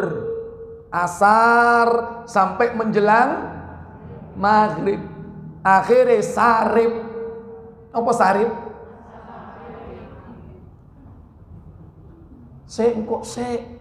Apa pegel iki lho. Bu, tangaki asar, cepet. Sik capek ya, pegel ngurusi anakmu. Tak mulek dhisik, mulete ae sak. Ya apa mulai saja. Saking dawa iki. Begitu matahari sudah hampir menguning ya kan? Hampir tenggelam baru sholat. Kalau sudah sholat seperti itu, cepat apa lambat? Jadi kalau sebelum sholat itu ditunda-tunda. Begitu pas sholat, bagaimana sholat orang yang malas? Kalau orang kerja malas, kelemer, nyapu gak tutuk-tutuk, nulis gak mari-mari. Tapi beda, sholatnya orang malas. Begitu dia sholat, justru tidak lama, justru apa? Cepat. Sebelum sholat ditunda-tunda, begitu sholat, sholatnya cepat. Itulah ciri daripada orang-orang munafik yang digambarkan oleh Nabi. Dia hanya berdiri untuk apa? Yura'unan nas, untuk dilihat oleh manusia. Wala yadhkuruna Allah illa qalila, dan tidaklah ia mengingat Allah kecuali sedikit. Salat bisa nggak riak? Riak dalam salat di mana? Sekarang yang kedua, contoh apa lagi? Poso riya. Ya apa carane? Pamer. Jeng ayo melo aku nang ndi tuku rawon. Bukan poso, bahasanya dislemurno. Lo jeng lali kan dino Senin. Padahal dia gak poso. Cuman alibi ngomongin Senin cek dianggap poso. Atau seandainya dia bilang puasa tujuannya untuk apa? Untuk pamer gak boleh. Artinya apa? Gak ada orang tanya cerita. Apa? Oh mau lo, aku golek sahur sak Malang gak nemu. Karena wong takok sapa takok. Cerita karena wong takok. Itu termasuk pamer. Apalagi pamer. Yang ketiga, haji, umroh, bisa nggak? Bisa. Ya kan? Kan tidak ada perintah. Kalau kita mau berangkat haji itu harus ngundang orang, ngumpulkan orang, gaya selamatan. Ada perintahnya nggak dari Nabi? Nggak ada. Kalau antum bisa sembunyi-sembunyi berangkat itu lebih bagus. Cuman kadang repot di negeri kita karena ada tradisi. Nah, Arab budal mesti bahasanya apa? Pamitan. Bahasanya pamitan. Justru di situ peluang orang riak besar sekali. Begitu ngundang orang, ya kan? Sing arep budal haji ditekek nang gone kuade. Ndira kemantene. Ada istilah sampai begitu. Nanti mau berangkat diazani. Ada tuntunan enggak azan mau berangkat haji? Pernah dengar orang mau haji diazani? Itu orang kan bingung. Sopo kok ana azan jam 09.00 isu kok azan. Monggo sebelah. Apa? Budal haji. Lah kok diazani? Orang yang enggak tahu jadi apa? Jadi sementara hati kita ini lemah. Kadang-kadang apa? Akan pertama ada ujub, merasa bangga. Kalau sudah ujub apa? Sum'ah. Apa sum'ah? Pengen didengar. Kalau sudah pengen didengar apa? Riya, pengen dilihat. Ujub, bangga. Sum'ah, pengen didengar. Riya, pengen dilihat. Engkau nanggone kono, riya meneh. Apa? Selfie nang pinggir Ka'bah. Ada nggak seperti itu? Nek kangen njaluk koncone rek, ya apa iki latar belakangnya Hajar Aswad Ka'bah, fotoan yo aku tak ndonga mbek nangis. Padahal acting. Ria enggak? Ria. Ustadz Ruwa Ustadz. Ku tahu yang kau lakukan. Hati-hati. Itu termasuk ria. Apalagi sedekah. Bisa enggak ria? Bisa. Diundang wong ayo ya, nek kepingin sedekah moro jam 09.00 isuk baris jejer ya press release ayo diundang apa ayo TV kongen nyuting ya. Kalau sekarang gak usah ngundang TV, langsung di viral no. Kalau perlu streaming ya kan, YouTube atau minimal Facebook, ayo delok, hancur semua pahala itu. Pahala sholatnya hilang, pahala hajinya hilang, pahala umrohnya hilang, semua hilang gara-gara riya. Sedekahnya juga hilang. Apa katanya? Allah Jalla wa Ala berfirman di dalam surah Al-Baqarah surat kedua, yaitu ayat yang ke 264. Tuh, jaga itu. Oh, 86 sih. Yes. Allah Jalla wa Ala berfirman dalam ayat tersebut, Ya ayyuhalladzina amanu la tubtilu sadaqatikum bil manni wal adha kalladzi yunfiqu malahu ria'an nas wa la yu'minuna billahi wal yawmil akhir. Apa kata Allah? Hai orang-orang yang beriman, janganlah kamu menghilangkan pahala sedekahmu dengan menyebut-nyebutnya dan menyakiti perasaan si penerima. Seperti apa? Seperti orang yang menafkahkan hartanya karena ria kepada manusia. Iya. Wahai orang-orang yang beriman, la tubtilu shadaqatikum. Jangan kau batalkan pahala-pahala sedekahmu bil manni, dengan menyebut-nyebutnya. Nek cari wong Malang apa? Ngundak-ngundak. Habis itu pahala. Jeng iku masjid. Iku nek gak ono aku gak kira ngadeg. Mulai peletakan batu pertama sekaligus terakhir, loh, lah gak dadi lah. Mulai pertama sampai terakhir iku kuwabe tak biayai. Termasuk ngundaknya itu. Habis. Termasuk apa? Bil manni, menyebut-nyebut. Ngomong seperti itu walaupun kepada anaknya, kepada keluarganya. Jangan habis. Makanya kalau kita sedekah, kalau usah cerita ngomong. Kalau bisa kita dan siapa yang tahu? Kalau ibu sedekah dari duitnya sendiri, hasil jeripaya sendiri, tidak usah cerita suami, boleh. Kecuali kalau dari hasil punya suami, cerita, ya mau sesuai belanja pakai nomor mis ya, ibu dapat pahala, suaminya juga dapat pahala. Tapi kalau harta kita sendiri nggak perlu. Kenapa? Sodako yang paling utama itu sodako yang diam-diam. Makanya dia akan dinaungi kelak di padang mahsyar, di antara 7 kelompok manusia yang dinaungi. Yaitu nomor yang ke-6, rajulun tasaddaqa bi sadaqatin fa akhfaha. Sedekah yang diam-diam, hatta la ta'lamu simalu ma tunfiqu yaminu.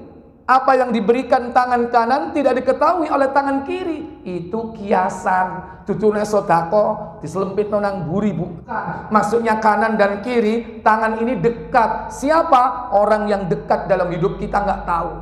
Dia adalah suami bagi seorang istri. Dia adalah seorang istri bagi seorang suami. Makanya suami kalau sedekah gak usah cerita nang bojoe, Pak. Gak usah. Kadang garai rame. Ma, apa-apa. Mau ono wong sakno, wong mis. Jaluk. Terus tak kei duit. Sampeyan kei piro? 2 juta. Aku gak tau mau belanjani, mau jajani 2 juta. Iyo sakno mah polai rondo mah.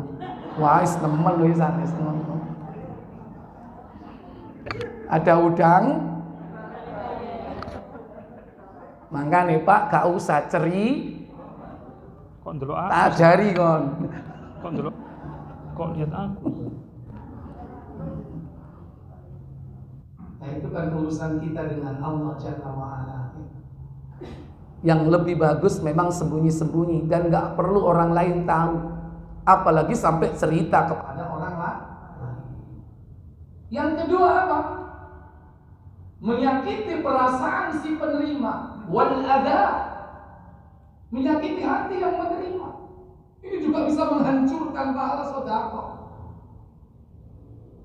Duwe ponakan wong tuane mati. Berarti anak apa? Yatim.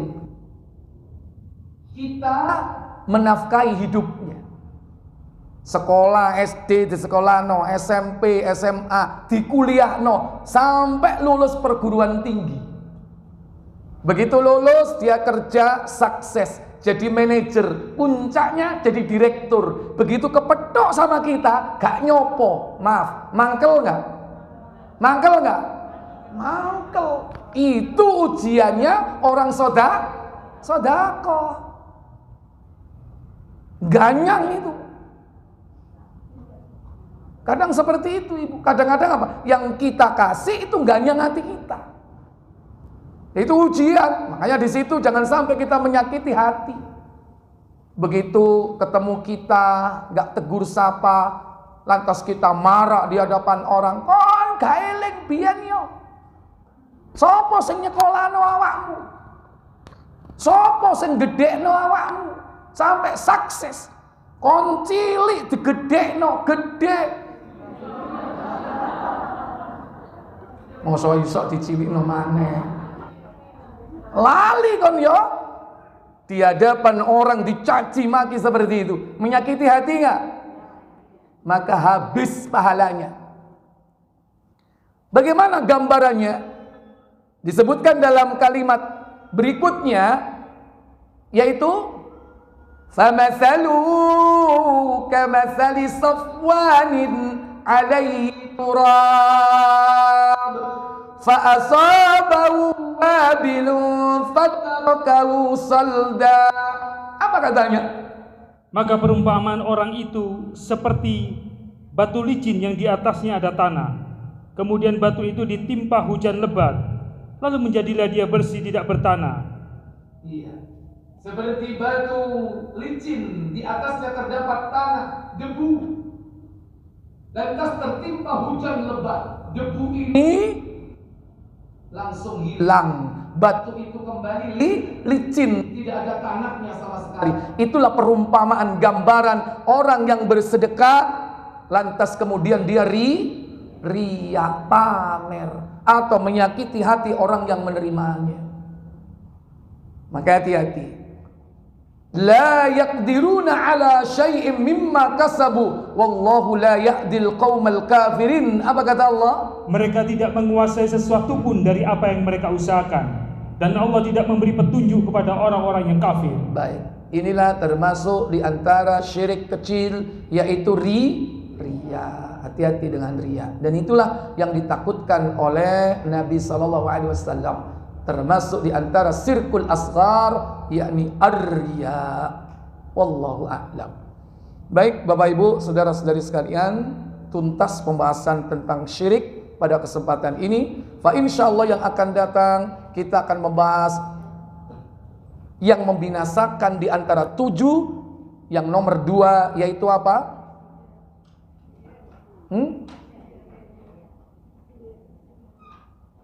As-sihru, yaitu sihir, ya. Sihir kita akan bahas pada pertemuan yang akan datang.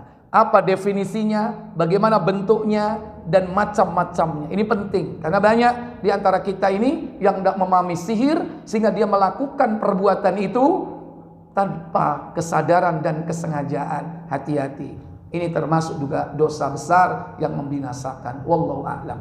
Saya pikir cukup sampai di sini. Wa akhiru da'wana walhamdulillahi rabbil alamin. Subhanakallahumma wa bihamdik asyhadu an la ilaha illa anta astaghfiruka wa atubu ilaik. Wassalamualaikum warahmatullahi wabarakatuh. Ada pertanyaan? Silakan.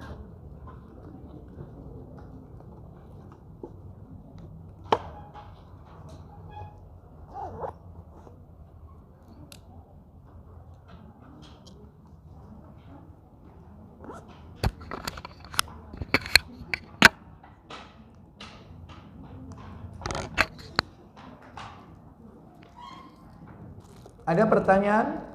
Ada.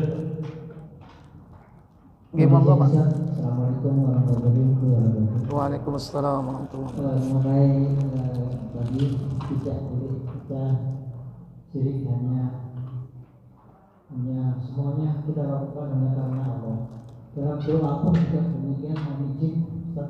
Kami pernah mendengar bahwa dibolehkan kita meminta bermunajat kepada Allah, tapi melalui Rasul. Contohnya, ya Rasulullah, mintakan kepada Allah apa yang kita niatkan. Ini apakah diperkenankan?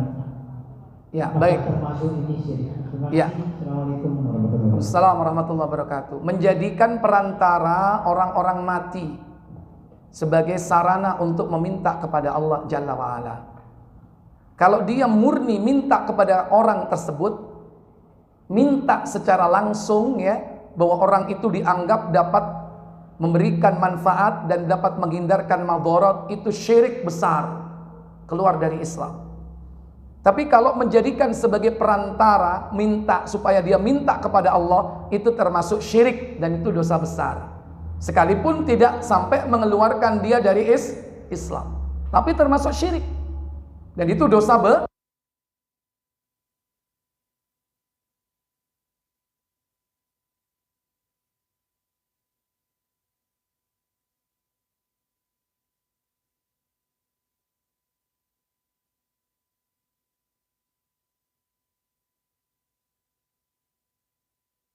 Ya.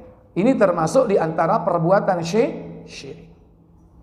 Oleh karena itu kita diperintah itu menjadikan Asmaul Husna itu sebagai wasilah untuk meminta kepada Allah. Yang kedua, berwasilah dengan amal soleh kita. Boleh. Atau menjadikan perantara orang yang masih hidup untuk berdoa kepada Allah. Boleh. Ada orang alim, seorang ulama, ahli ibadah, ahli ilmu.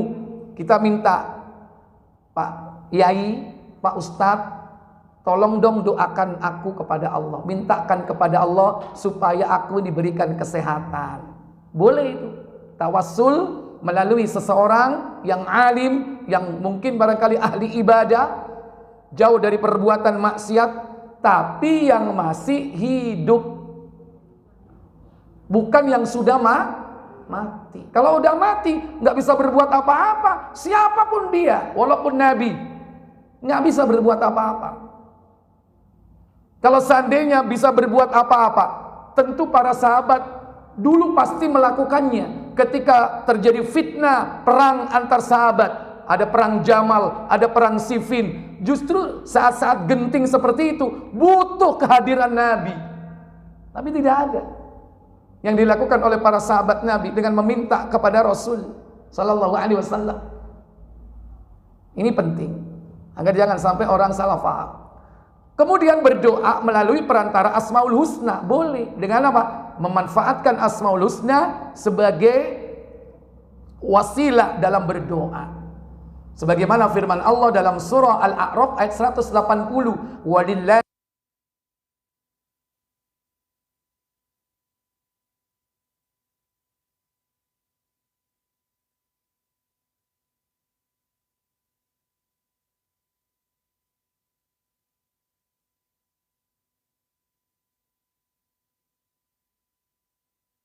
musibah, terperangkap di dalam goa, masing-masing berdoa kepada Allah supaya dikeluarkan dari tempat itu. Melalui apa? Perantara amal soleh yang dulu pernah dia lakukan.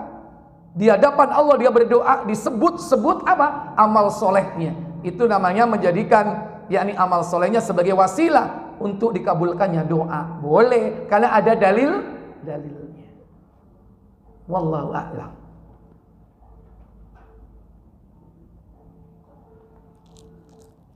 Silakan.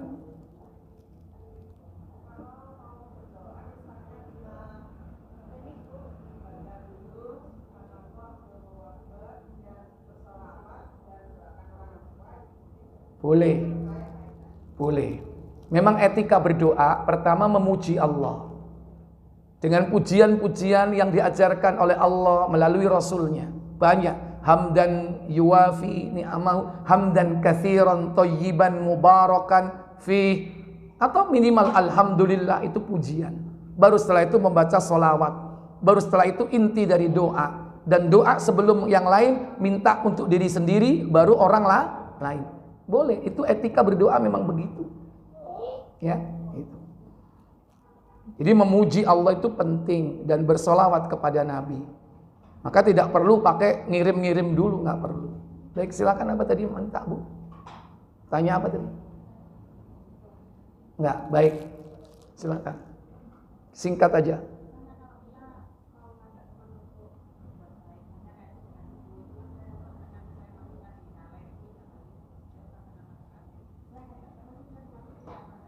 Ya, termasuk riya.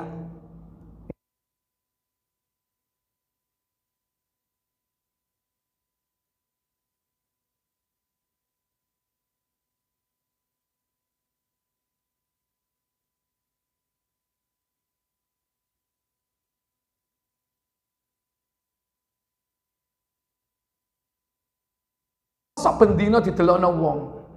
Yo satu kali dilihatkan orang, dilihatkan anak, delokna aku ki ngei celengan. Tapi kan hanya sekali dua kali. Tujuannya untuk mendidik. Tidak setiap kali sedekah kemudian ditunjukkan, kan enggak kan? Enggak apa-apa. Ya, seandainya itu masuk riya, kita tidak dapat pahala sedekahnya, tapi ibu dapat pahala apa? Tarbiyahnya, mendidiknya. Tetap dapat pahala, tapi bukan pahala sedekah. Pahala apa? Memberi pendidikan. Tapi masa setiap hari sedekahnya begitu? Kan enggak. Dari 100 kali sodako, mungkin 1 sampai 5 kita lakukan itu dalam rangka mendidik. Pinter-pinter kita lah memanage, ya kan? Jangan setiap kali sedekah orang harus tahu. Enggak. Boleh, tapi tujuannya apa? Ya kan? Maka kita akan mendapatkan pahala dari tujuan tersebut. Baik, terakhir. Boleh.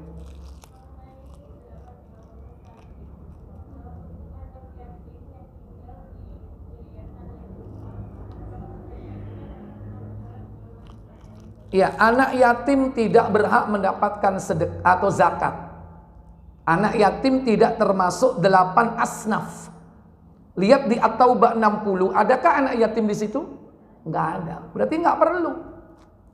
Kecuali anak yatim itu miskin, maka termasuk 8 asnaf. Kita memberinya bukan statusnya sebagai yatim, tapi memberinya karena statusnya sebagai miskin atau fakir. Itu yang penting, kategorinya dulu. Kategori fakir, miskin masuk, plus dia yatim, ya kan?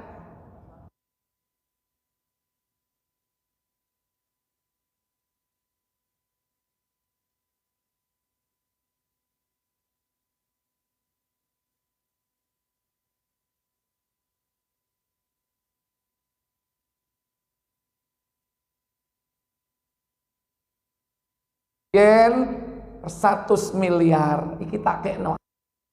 Aku kayak boleh wong jalu. Man sampean jaluan. Ya, dikei ya wis ya man. Karena sampean amanah ngelola dunyoi bapakku sudah 10 tahun, iki tak kei 1 miliar rai. Lumayan enggak? Gak lumayan mana itu ya kan? Nah itu. Jadi anak yatim itu gak mesti miskin, gak mesti fakir. Bisa jadi hartanya banyak. Tapi kalau dia yatim, fakir, miskin, maka zakat boleh untuk mereka bukan karena statusnya yatim, tapi statusnya fakir dan miskin. Begitu. Ya. Jadi jangan salah kaprah dan rancu. Harus tegas, harus jelas. Kadang-kadang, anak yatim, belum tentu anak yatim itu nggak punya.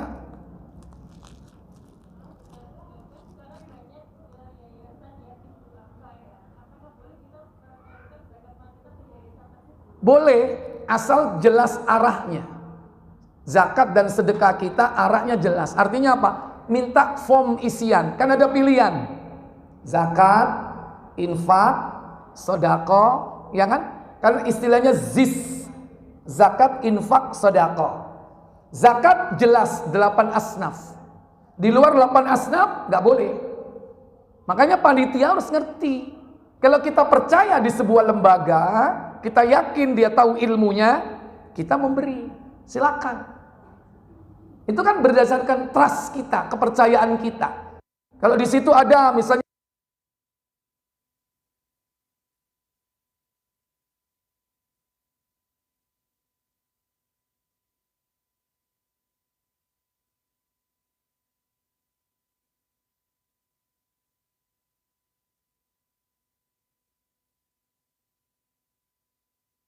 siapa? Anak yatim. Bahkan boleh untuk masjid. Karena 8 asnaf tidak termasuk masjid. Ada nggak 8 asnaf di At-Taubah 60 masjid? Nggak ada. Kalau disebutkan di situ fisabilillah, yaitu yang berada di jalan Allah, Ibnu Katsir menjelaskan dalam tafsirnya, orang yang fisabilillah cuma 2. Siapa? Pertama, orang yang berjihad di medan perang, membela agama Allah. Boleh dikasih zakat. Itu fisabilillah. Yang kedua, siapa? Orang yang haji atau umroh. Makanya boleh kalau punya duit zakat dikasihkan ke orang supaya orang itu haji atau membantu di haji dan umroh. Boleh, karena itu termasuk fisabilillah. Wallahu a'lam. Sebutkan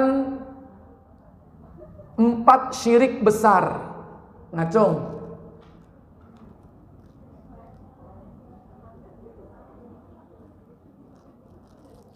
Ayo ndang mulai. Mari ini ono drum band.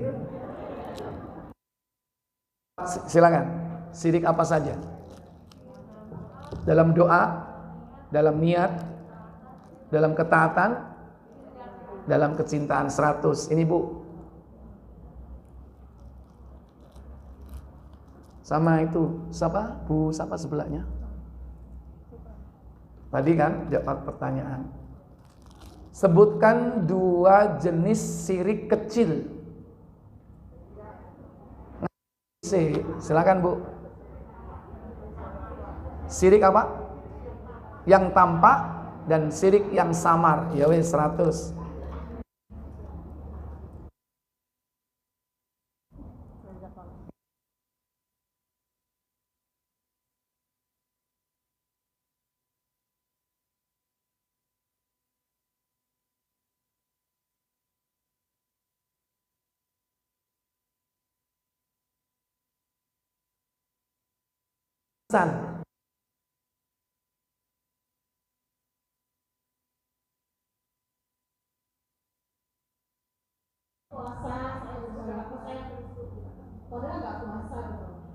Yang tampak ya.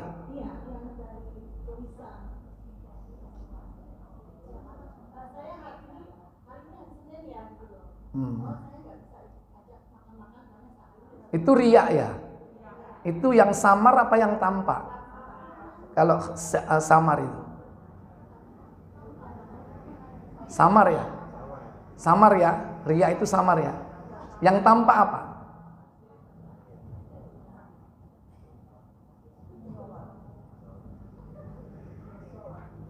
Wis gak situ wis. Sing ngacung akeh. Sebutkan syirik besar dalam ketaatan. Ya, ketika didatangi oleh Adi bin Hatim, Rasulullah membaca surat apa? Ketika Al-Baro'ah atau At-Taubah, ayat berapa? Ayat 31, 100, Bro. Yang penting ngacung dulu. Baik, saya pikir cukup. Yang nggak bisa, yang tidak mendapatkan, bukan berarti nggak bisa, ya. Tapi apa? Tawadhu, ya.